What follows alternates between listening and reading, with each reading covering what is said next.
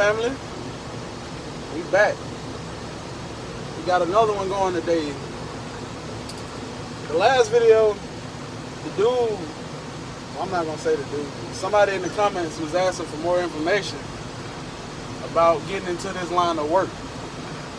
Which isn't really, it's really not that hard, believe it or not. It's real simple. All you gotta do, well, it depends. Cause like with me, I came straight from working for myself. Cause I got a home remodeling company. So I was working for myself, then I applied to do this. Which is crazy because I just applied. And you know, you apply, you do your over the phone interview. They're gonna ask you some common sense questions you should know the answers to. Well, when it pertains to diesel, you know, they're gonna ask you questions like, let's see, what's the difference between a gas-powered vehicle and a diesel-powered vehicle? The regular person might not know that, but the difference is gas engines run off of spark and combustion. Diesel motors run off of compression. So you do need compression.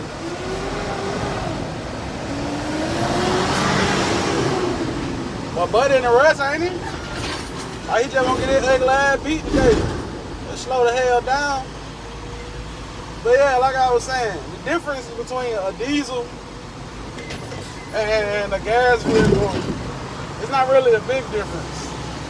It's like I said, gas vehicles run off of spark, diesels run off of compression. So basically, felt like a school bus driver just then. But basically, gas-powered vehicle, you got your injectors, they spray gas.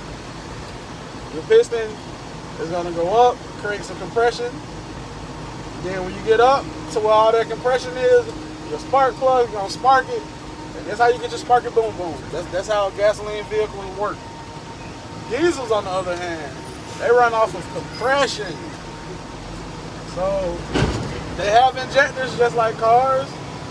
They got pistons and cylinders and valves just like cars, but they don't have spark plugs. So if you have enough compression, you can ignite just about anything. Because, you know, compression is nothing but kinetic energy. That's friction. For all my smart people out there. But they ask you stuff like that. They might ask you, let's see, what's another question she asked me? Because it's really basic common sense questions. You know, so you just, if you do apply to want to come in this field, just do your due diligence, you know, do your research on it. Make sure you look it up so you can see what'll work for you, you know?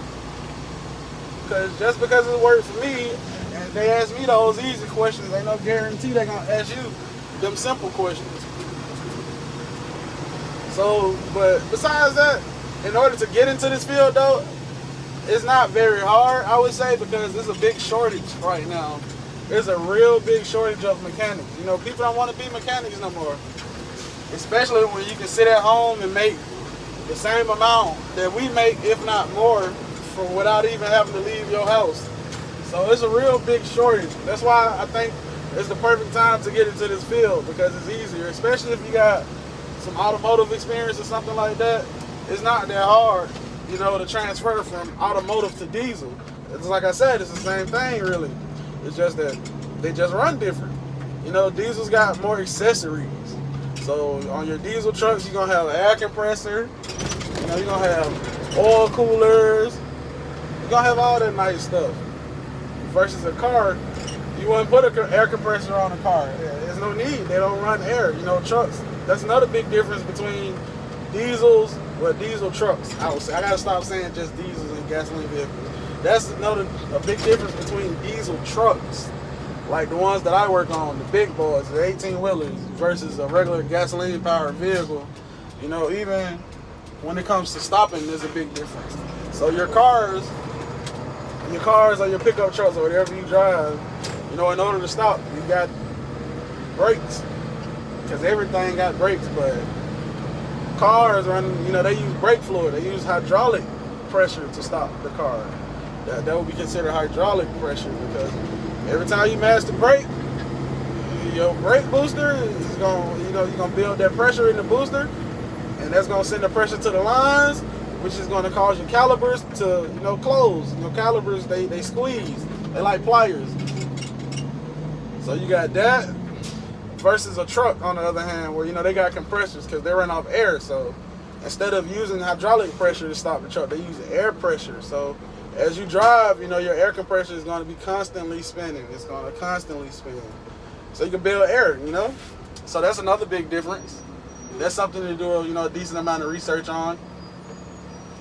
But I will say, though, if whoever is watching my video is serious about coming into this line of work, and it's crazy because you could be super out of shape or whatever, and this is still some work you can do, because, with being a diesel mechanic, you gonna get strong, buddy. I like to call it grown man strength. You get that grown man mechanic strength being a diesel mechanic, because it's like doing calisthenics every day. So it's a good way, to get in shape. You constantly moving. You might have to slide up under a couple trucks. You might be like me. I'm a little fat. Just a little bit. I'm just a little bit. Slightly overweight. By like 200 pounds. We ain't gonna tell nobody else though. But you got people like me, bigger guys. I'm a big guy. I do this. I'm a 300-pound man, and I still, fix on trucks like I'm a 5'2", 100-pound man. So if I wouldn't say let that be something that'll deter you from getting into this line of work, but you do have to be prepared to take care of yourself, because this is one of them fields where it breaks your body down over time. Getting on the ground, laying on the pavement, fixing trucks. You bust knuckles every day. You might come home dirty every day, so that's something to consider before you get into this line of work too. But besides all that, it's still an easy field to get into. My advice to anybody that wants to do it, just apply, bro. Apply. The worst thing they can do is not hire you. That's the worst thing they can do. And if anything, they'll be doing you a favor then, because now you just apply to the next shop. Because I tell people, like my friends and stuff that want to come to this type of work, the hard part is getting into the industry. If you can get in, whether it be starting off doing the dumbest fucking jobs ever, or being a lube tech, a PM tech or whatever, just get in. Once you get in, and I say that whichever company you decide to come in with, stay with them for like a year. That way you can start building your resume. Then you can go wherever you want. That's like me. I have decent diesel experience now, so really, truth be told, I can go work wherever I want. I can go work at a company making more if I wanted to, but more money ain't always better. Because the more money you make, the more headaches you get. But I say just apply, call, do some on the phone interviews, or you could just pop up to shops, because if I was hiring and someone popped up and they showed me that they wanted the job, the actual job, I would most definitely hire them. Why not? So I say do that. If you don't want to do that, well, ain't no if. If you want to come in the field, that's what you're going to have to do anyway. But the only good thing about it is that once you do it, you in. Once you in, you in. It's like joining the game, man. Once you in, you in. You'll never be jobless. It's kind of hard to be jobless when you're a diesel mechanic, because it's so much out here, man. And it's already a shortage in the field. So even if you did get to a point where you don't want to be with your company anymore, right? We live in a time now where you can stop working for your company, go work across the street, and make even more, which is crazy. So it's always, getting in this field, you always have a job. Because guess what? These trucks break every day. And if these wheels ain't spinning, they ain't making no money. You understand me? So there's always cheese out here to be made. Might as well, because if you don't make it, somebody else gonna do it anyway. Plus, once you get it good with it, you start doing side work, you gotta realize these shops that we work at, they might just pay us, the little 20-something, 30-something, or whatever you make. They gonna pay you that, but they charging that customer goddamn $100 an hour just for labor. That ain't counting parts. So imagine if you started doing it on your own outside of work. You know, there's nothing wrong with coming to work, and then you might have a break job on the side. You know, you might got some friends that own trucks or something like me. Like I got a couple partners that own trucks, so I offer my services to them. Then you know you got people in the world like me that I just genuinely enjoy fixing stuff. You know, not a lot of people know, but a lot of the work I do for free if they ask. I just enjoy fixing. You know, I'm just a tinker. That's what I enjoy. But I mean, I don't know what else you want me to tell you, because it's apparent that you're still watching my videos. So I mean, I don't know what else you want to hear. You just need to go apply and stop playing games and come make this real money on. You understand me? Come make it, because the cheese is out here, bro. And plus, you know, you get good, you chill, bro. You chill out, you get good. You might get a job, because I rather get paid hourly than by the job. But if you at a shop like me where you get paid by the hour, you got some job. A job might give you an hour. It might be something simple. It'll give you an hour. You do the job 10, 20 minutes. Now you can chill for the other 40, or however you want to do it, you know? This is one of them fields where, as long as the work is getting done, they ain't gonna complain. They ain't gonna bother you. They're not gonna harass you. As long as the work is getting done, you know, just chill, just vibe. You come in here, you know, you do your due diligence. Ooh, I just thought about something though. Another thing that's real important for coming into this field, that this is for all my drug users out here, you know. What you do on your free time is up to you. You know, it's none of my business. I don't partake in said activities, so it has nothing to do with me. But I can give you some advice, my brothers and sisters. I can give y'all some advice. If you want to come in this and you're serious, you're going to have to do a DOT physical. So basically what the physical pertains to is just saying that, because, you know, we work on big vehicles. You know, some companies mandate that you get CDLs to work on them and things. So we're dealing with this. Companies got to be safe, so we got to do the same thing the truck drivers do. We got to get DOT physicals. You know, depending on where you go, they do it different ways. Some people might swab your mouth. Some people might pull your hair. Some people might just tell you piss in the cup. But that is something that you do need to be prepared for if you're going to come into this field. Because you would hate to get, you know, go through your interview process or apply for a job, and you get it, you do great on the interview, then it's time to go do your drug screening, and boom, you're fucked. Because, buddy, I'm telling you now, they're going to send your ass to a laboratory. And if you know, like you know, if you know, you know. It ain't always simple getting over on those, and you know, they don't let you use the fake urine no more. None of that stuff works. So if you do serious about coming into this type of work, and like this is something you just want to do, I say clean yourself up. You know, 6 months, 6 months, or however you want to do it, a little detox or something. That's just something you got to be prepared for when you want to do this type of work. You know. So we got that. I mean, I don't know what else. What else can I say that'll prepare you for coming into this line of work? Let's see. Oh, the people. This is a big one. The people in this line of work. The fucking people. So, I put it to you like this. You know, if you are a 2000s baby, I put it to you like, because me, I'm a 2000s baby. I might not sound like it all the time. Cause you know the OGs raised me, but I'm a 2000 baby, like everybody else. Or now I'm not gonna say everybody else, but I'm a 2000 baby. So when you come into this field, and it's gonna piss you off, because it's the same stuff that I had to go through. With us being younger, they expect us to work the way they worked when they got into the field. So that's taking all the bullshit, and you just taking it on the chin, you know. They give you fuckery. You might have to take it. That's just what come with it. I just let you know ahead of time to be prepared, because the people in this fucking field will piss you off, because there's some shitty ass technicians in the world, bro, and there's some shitty ass management in the world too. So depending on, you know, what company you go to, every company gonna have bullshit regardless of where you go, you know. Even if the person that's causing the bullshit get fired, somebody else is gonna come and take his position. You know, that's just how that go. Survival of the fittest, I guess.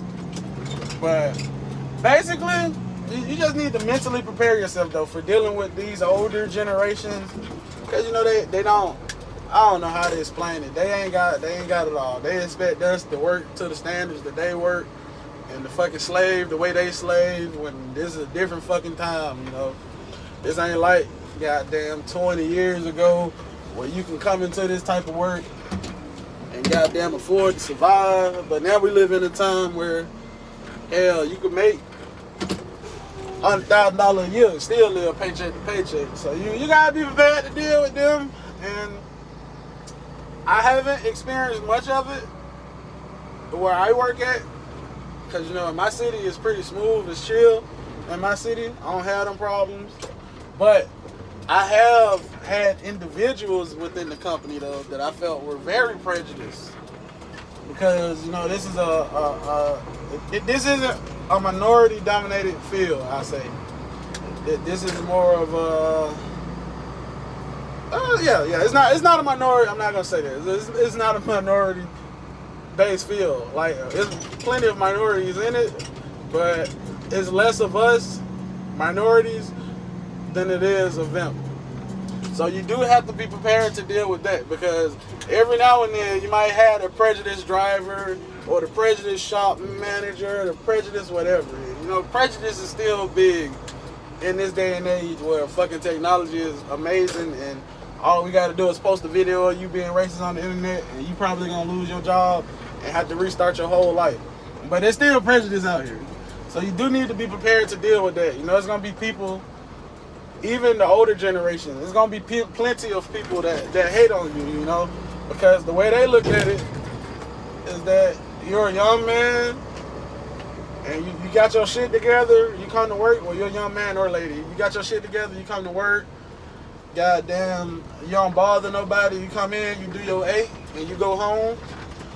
At least that's how I was. Yeah, I come in, I do my 8, I go home, but then the old motherfuckers start hating on you. They start throwing salt on your name. So you do need to be prepared to deal with them old farts, man. And not to say they all gonna be the same, because they not all the same. But you need to stay prepared at all times when dealing with them, because you never know what you get yourself into. You know, you might think one of your senior technicians is helping you, when really they setting you up for failure. So if you do come into this work, you know, be prepared to deal with that comes with it. I say that comes with any job, but I don't know, because I ain't worked at every job. But you do need to be prepared to deal with a little prejudice, or them just thinking that you ignorant and you don't know no better, which might be the case, but not all the time. That's why I say you just got to prepare yourself mentally for that. But besides that, you know, this is a great field to work in, bro. The fucking money is amazing. The work is easy as hell. You get to fucking work on these big ass trucks all day, or big ass trailers all day. Hell, you learn how to drive them. And worst case scenario, this diesel mechanic thing don't work out for you. Hell, you already know how to drive them, so it wouldn't be nothing to go get your CDLs and, you know, hit the road. But I'll say that. We'll see. But now, I'm finna go get something to eat. We on lunch right now, so we finna go get something to eat. Might fuck around and go to Chipotle or some shit like that. But yeah, I'll see y'all when we get wherever the hell we going.